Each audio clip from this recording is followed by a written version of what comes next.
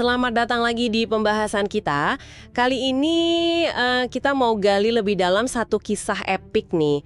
Sumbernya spesifik banget dari video YouTube judulnya Kisah Ya'juj Ma'juj dan Raja Zulkarnain. Kaum brutal perusak di bumi, sejarah Islam.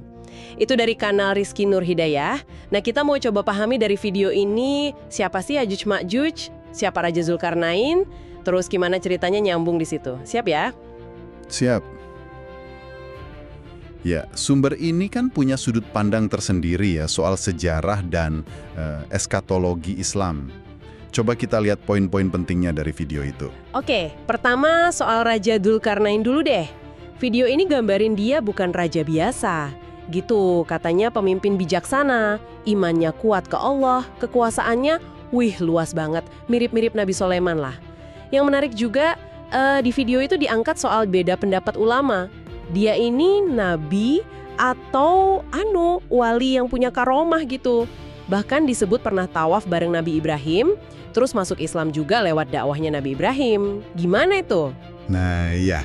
Dan yang ditekankan banget di video itu, pembedaan Zulkarnain sama Iskandar Agung atau Alexander the Great dari Yunani. Bedanya jelas banget menurut video ini ya.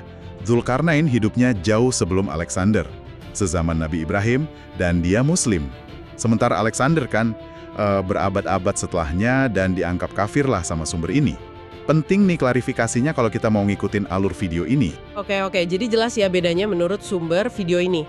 Nah, terus siapa sih itu Ya'juj dan Ma'juj? Kok kayaknya serem banget? Video tadi itu bilangnya mereka kaum perusak, brutal. Asalnya katanya sih keturunan Adam. Ada dua versi ya di situ. Satu katanya dari sperma Adam yang jatuh ke tanah, tapi ini dibilang lemah. Yang lebih kuat menurut video itu, mereka keturunan Yafis anaknya Nabi Nuh. Betul. Jadi kesimpulan penting dari video itu, mereka ya manusia biasa kayak kita gini. Bukan monster atau apa gitu. Tapi ya itu, sifatnya destruktif banget. Nah, soal fisik, video itu juga nyajiin macam-macam deskripsi dari riwayat-riwayat ya. Ada yang bilang tinggi banget, 60 meter. Ada yang aneh, kayak kotak 2x2 meter, telinganya lebar banget, atau malang kerdil. Tapi riwayat yang dianggap paling kuat nih dari Imam Ahmad yang dikutip di video, ciri fisiknya itu mirip bangsa Asia.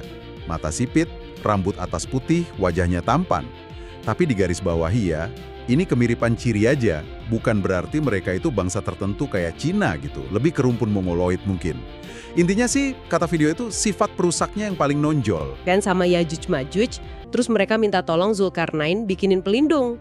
Zulkarnain setuju, tapi uniknya dia nggak mau imbalan. Dia bilang karunia Allah lebih baik gitu ya, cuma minta bantuan tenaga aja. Iya, bener.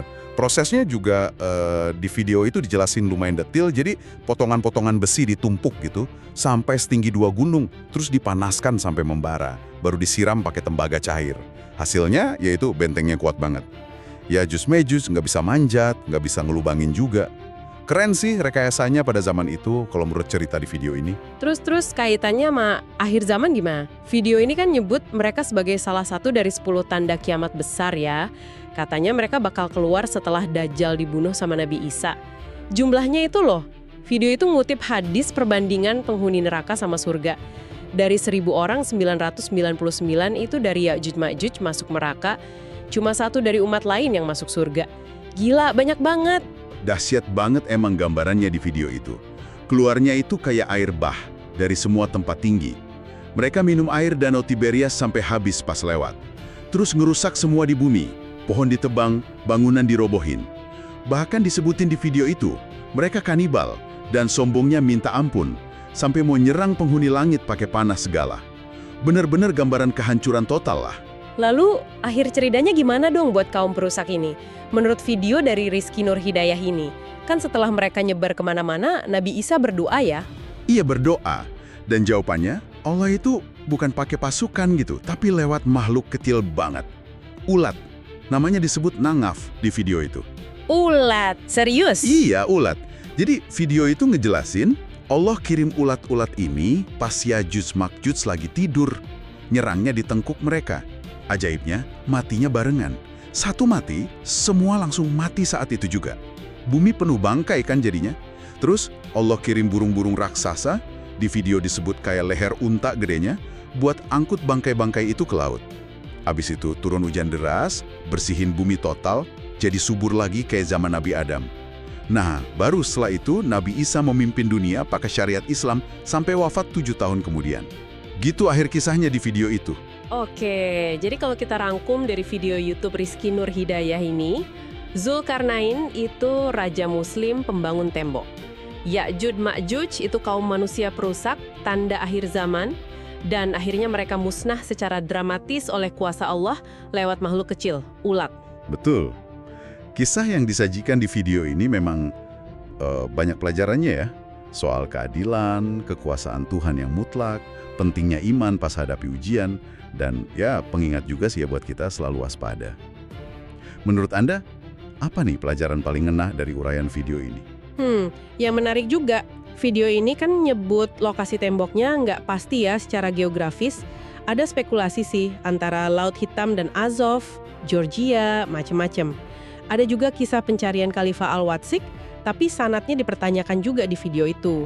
Nah, ini jadi mikir nih, lepas dari lokasi fisiknya ada di mana, atau bahkan beneran ada atau enggak, gimana ya cara kita memaknai tembok dan ancaman kerusakan Ya'juj Ma'juj ini di zaman sekarang dengan tantangan modern kita? Sesuatu buat direnungkan mungkin ya. Sampai jumpa di pembahasan kita selanjutnya.